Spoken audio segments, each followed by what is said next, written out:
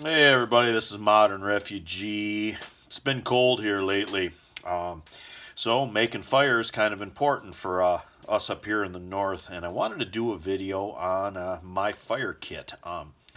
Looking back through some of my videos, I realized I never really did a specific video on my main fire kit that I have.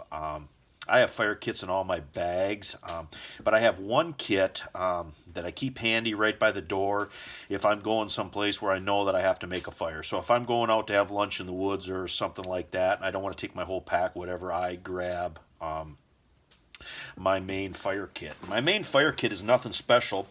It's an old military surplus pouch that I've had for a really, really long time.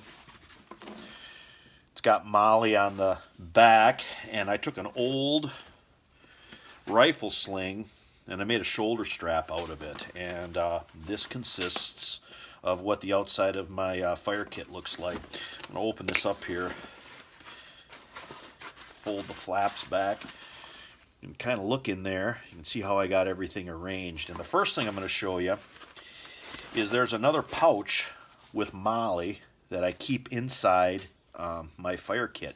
And the reason I keep this is if I run across some really good tinder while I'm out foraging around, I can stuff this guy full of tinder. And it's an old dump pouch. You can even see some of the grass still stuck on the Velcro there.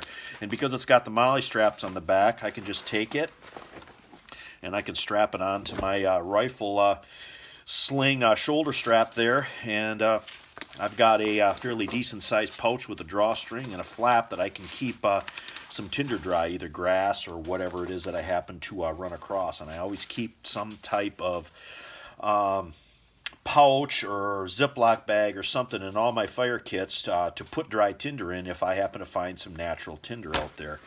And the next thing that I got in here is I got some fat wood that I've collected, and it's just some small pieces of fat wood that I've split up in small sections, and I've wrapped with some natural jute, another form of tinder that I can use for starting fires. So I have this in there.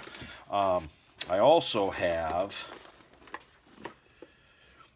my Bic Lighters, and all these Bic Lighters got a little Gorilla Tape attached to them. They got the safeties taken off, and I also got a small, sharp folding knife in here.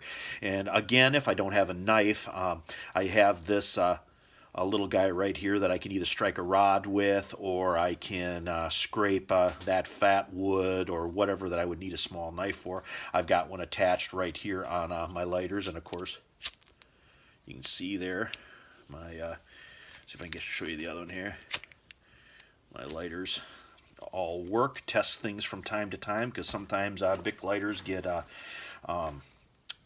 little trigger gets depressed and the gas leaks out. So you always got to keep checking your lighters every time you use it. The next thing I got in here is I got my little Altoid tin with the holes punched in it that I can use to make char cloth.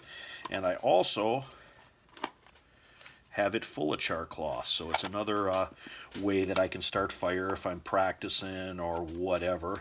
I can have that right handy.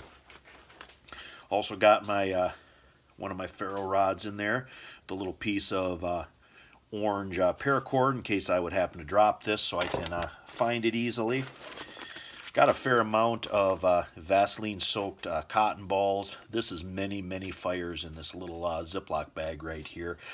If you don't have Vaseline-soaked cotton balls in your fire kit, no matter what kind of kit it is, whether it's one that you've made or one that you bought, make sure that you put some of these guys in there. They're an excellent way to start fire, and they're very simple, so you don't need a whole lot of skill to use them. Next thing here, I got a little chub. And all this is a bunch of tea lights that I got taped up with a little electrical tape, and I can take that sharp knife that I just showed you, and I can cut one of these off if I need to have a little bit of a freestanding fire. I can light that, and I can set that underneath a little tripod of kindling or whatever that I need to start a fire. So I always have some type of candle in this kit here as well. Got a little duct tape on a piece of cardboard. Again, that can be used for tinder. And then I got some Yuko Matches here. Not 100% sold on these guys. I have Had a few failures with these matches. Still kind of testing them out, seeing if it's something I want to keep in this kit or not. But I like the container. The container's nice, waterproof, bright orange. So that's got one good thing going for it. But the matches are kind of, nah.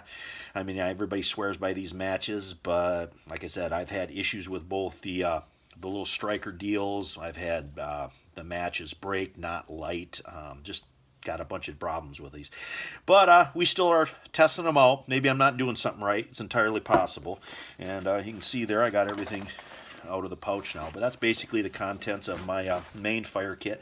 Just wanted to show that to you guys, just in case you guys want to throw together a fire kit for yourself. One other thing that I will mention real quick is I don't trust anything that's pre-made. I want to test it all for myself, so I find that it's better when it comes to stuff like these fire kits, first aid kits, and stuff that I just put together stuff that I know works for me. So anyway, this is Modern Refugee. I appreciate all my subscribers out there. Hope you guys are staying warm. Appreciate you watching my videos. Hope you guys get a little information out of them, and you guys take care.